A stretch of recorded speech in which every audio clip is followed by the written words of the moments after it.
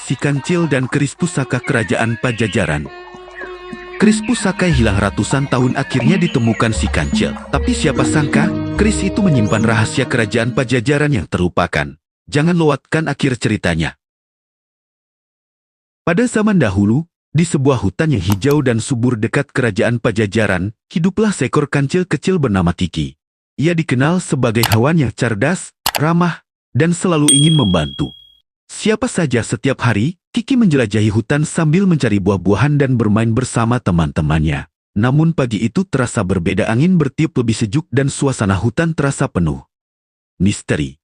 Kiki belum mengetahui bahwa hari itu akan menjadi awal petualangan terbesar dalam hidupnya.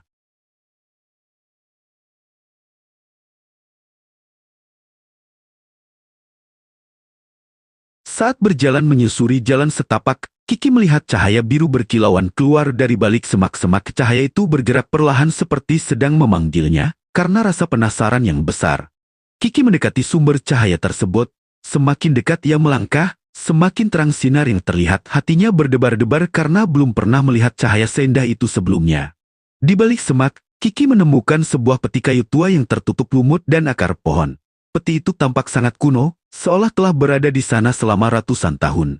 Di sekelilingnya terdapat ukiran aneh yang belum pernah dilihat Kiki. Dengan hati-hati ia membersihkan lumut yang menempel dan mencoba membuka tutup peti tersebut. Saat peti terbuka, cahaya keemasan langsung memancar ke segala arah. Di dalamnya tersimpan sebuah keris indah dengan gagang berlapis emas dan batu permata yang berkilau. Keris itu tampak sangat istimewa. Udara di sekitar peti terasa hangat dan tenang. Kiki terpesona melihat benda yang begitu megah dan berharga. Kiki mengangkat keris itu perlahan. Begitu tangannya menyentuh gagang keris, cahaya lembut menyelimuti tubuhnya. Ia merasakan energi yang hangat dan damai. Namun Kiki tahu bahwa benda berharga seperti ini pasti memiliki pemilik. Ia tidak ingin mengambil sesuatu yang bukan miliknya. Karena itulah ia memutuskan mencari tahu asal-usul keris tersebut. Tiba-tiba terdengar suara dari atas pohon. Seekor burung hantu tua dengan mata yang bijaksana sedang memperhatikan Kiki. Burung hantu itu turun dan hinggap di dahan terdekat. Wajahnya terlihat tenang dan penuh pengalaman. Ia seolah mengetahui rahasia besar yang tersimpan di balik keris tersebut. Burung hantu lalu menceritakan sebuah legenda kuno. Keris yang ditemukan Kiki adalah keris pusaka Pajajaran yang hilang ratusan tahun lalu. Konon, keris itu merupakan simbol kebijaksanaan dan keberanian para pemimpin kerajaan. Banyak yang mencarinya, tetapi tidak ada yang berhasil menemukannya. Kini, takdir telah mempertemukan keris itu dengan Kiki.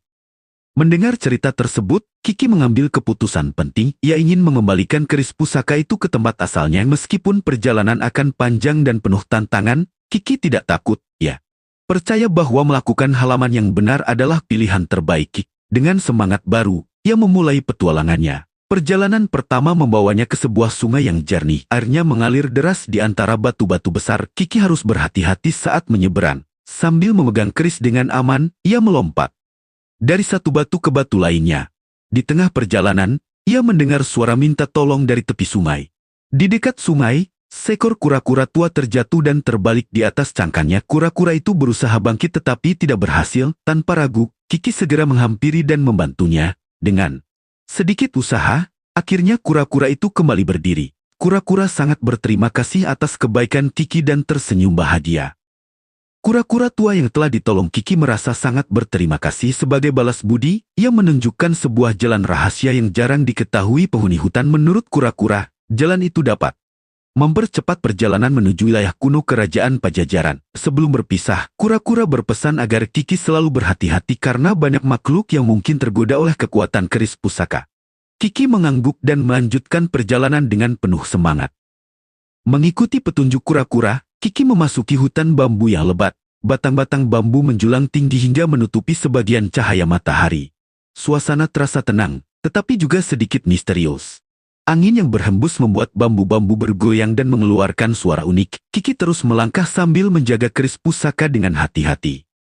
Tiba-tiba, beberapa monyet muncul dari balik pepohonan. Mereka melihat cahaya yang keluar dari keris pusaka dan langsung tertarik. Para monyet mengira keris itu adalah harta yang sangat berharga.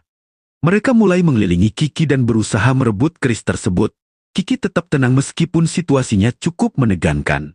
Pemimpin monyet meminta Kiki menyerahkan keris pusaka. Namun Kiki menjelaskan bahwa keris itu bukan miliknya dan harus dikembalikan ke tempat asalnya. Para monyet tidak langsung percaya, mereka terus berusaha mendekati Kiki. Dengan kecerdasannya, Kiki menghindari mereka tanpa menyakiti siapapun, ia tidak ingin bertengkar dengan sesama penghuni hutan.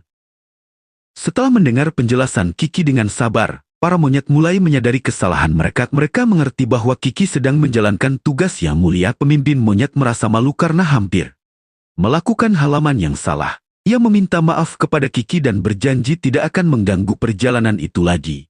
Kiki menerima permintaan maaf mereka dengan senang hati. Tidak ada rasa marah atau dendam di hatinya. Para monyet pun berubah menjadi teman-teman baru Kiki. Mereka bahkan menawarkan bantuan jika diperlukan. Dari peristiwa itu, Kiki belajar bahwa kesabaran dan kejujuran seringkali mampu menyelesaikan masalah tanpa pertengkaran. Tak lama kemudian, Kiki dan para monyet tiba di sebuah jurang kecil. Di atas jurang itu terdapat jembatan kayu tua yang sudah rusak. Beberapa papan telah patah dan tali pengikatnya mulai lapuk. Jika tidak diperbaiki, tidak ada yang bisa melewatinya dengan aman. Kiki memikirkan cara agar semua dapat menyeberang. Dengan semangat kerja sama, para monyet mulai mengumpulkan kayu dan tali dari hutan sekitar. Kiki ikut membantu menyusun papan-papan yang rusak. Mereka bekerja bersama hingga akhirnya jembatan kembali kokoh. Setelah selesai, semua merasa bangga karena berhasil menyelesaikan masalah dengan saling membantu. Perjalanan berlanjut menuju daerah pegunungan. Dari kejauhan terlihat puncak-puncak tinggi yang diselimuti kabut putih. Burung hantu tua pernah mengatakan bahwa di balik gunung itulah terdapat jejak kerajaan Pajajaran yang hilang. Kiki semakin bersemangat karena merasa tujuan akhirnya sudah semakin dekat. Saat mencapai puncak bukit, Kiki melihat sebuah gerbang batu raksasa yang berdiri megah di tengah kabut. Gerbang itu dipenuhi ukiran kuno dan simbol kerajaan. Cahaya dari keris pusaka mulai bersinar lebih terang seolah mengenali tempat tersebut. Kiki berdiri terpukau. Ia sadar bahwa petualangan sesungguhnya baru akan dimulai setelah melewati gerbang misterius itu. Kesabaran, kejujuran, dan kerja sama dapat mengubah musuh menjadi teman serta membantu kita menghadapi tantangan yang sulit. Ketika Kiki mendekati gerbang batu raksasa itu, keris pusaka di tangannya memancarkan cahaya yang semakin terang. Ukiran-ukiran kuno pada gerbang mulai bersinar satu persatu. Terdengar suara gemuruh lembut dari dalam tanah. Perlahan-lahan, gerbang yang selama ratusan tahun tertutup itu mulai terbuka. Kiki menahan napas karena takjub melihat keajaiban yang terjadi di hadapannya. Balik gerbang, terbentang sebuah lorong batu yang panjang dan megah. Pilar-pilar besar berdiri kokoh di sepanjang jalan. Cahaya kemasan dari keris menerangi setiap sudut lorong. Kiki berjalan perlahan sambil memperhatikan ukiran-ukiran yang menceritakan kejayaan kerajaan Pajajaran di masa lalu. Semakin jauh ia melangkah, semakin besar rasa kagumnya. Di dalam lorong, Kiki menemukan deretan patung prajurit kerajaan yang berdiri tegak. Patung-patung itu tampak begitu hidup. Saat cahaya keris menyentuh mereka, mata patung-patung itu mulai bersinar lembut, namun mereka tidak bergerak atau mengancam, seolah-olah mereka sedang menyambut kedatangan seseorang yang membawa pusaka kerajaan. Tiba-tiba keris pusaka melayang perlahan dari tangan Kiki. Keris itu memancarkan cahaya emas yang sangat terang hingga memenuhi seluruh ruangan. Cahaya tersebut membentuk simbol-simbol kuno di udara. Kiki menyadari bahwa keris itu sedang menunjukkan jalan menuju tempat tujuan akhirnya.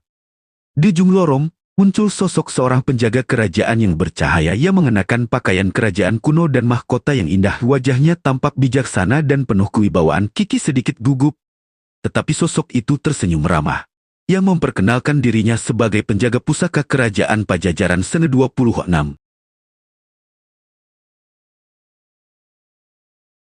Penjaga kerajaan menjelaskan bahwa keris pusaka hanya boleh dimiliki oleh mereka yang berhati bersih. Ia kemudian bertanya kepada Kiki mengapa ia membawa keris tersebut ke tempat itu. Dengan jujur, Kiki menjelaskan semua yang telah terjadi sejak menemukan peti tua di dalam hutan. Ia mengatakan bahwa dirinya tidak pernah berniat memiliki keris itu. Mendengar jawaban Kiki, penjaga kerajaan tersenyum bangga. Ia mengatakan bahwa kejujuran adalah ujian terbesar yang harus dilewati. Banyak makhluk tergoda oleh kekuatan dan harta, tetapi Kiki memilih melakukan halaman yang benar. Karena itulah ia dianggap layak untuk menyelesaikan tugas mulia tersebut. Penjaga kerajaan lalu mengajak Kiki menuju ruang singgasana kuno. Di tengah ruangan terdapat sebuah altar emas yang megah. Di sanalah tempat keris pusaka seharusnya berada. Cahaya dari altar dan keris mulai menyatu, menciptakan pemandangan yang sangat indah. Dengan penuh hormat, Kiki meletakkan keris pusaka di atas altar. Seketika seluruh istana kuno bergetar lembut. Cahaya emas memancar dari segala arah dan memenuhi seluruh kerajaan yang telah lama tertidur. Suasana yang sebelumnya sunyi kini terasa hidup kembali. Luar istana, keajaiban mulai terjadi. Pohon-pohon yang layu kembali hijau. Bunga-bunga bermekaran dengan warna yang indah. Sungai mengalir lebih jernih dari sebelumnya. Seluruh hutan seakan merayakan kembalinya pusaka kerajaan ke tempat asalnya.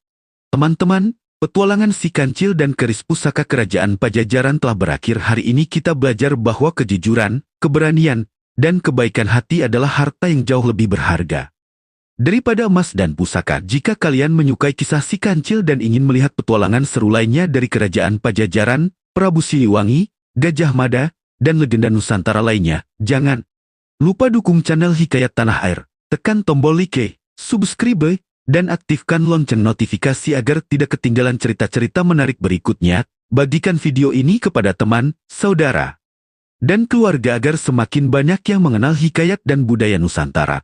Terima kasih sudah menonton sampai akhir. Sampai jumpa di petualangan berikutnya bersama Hikayat Tanah Air. Salam budaya, salam Nusantara, dan sampai bertemu lagi.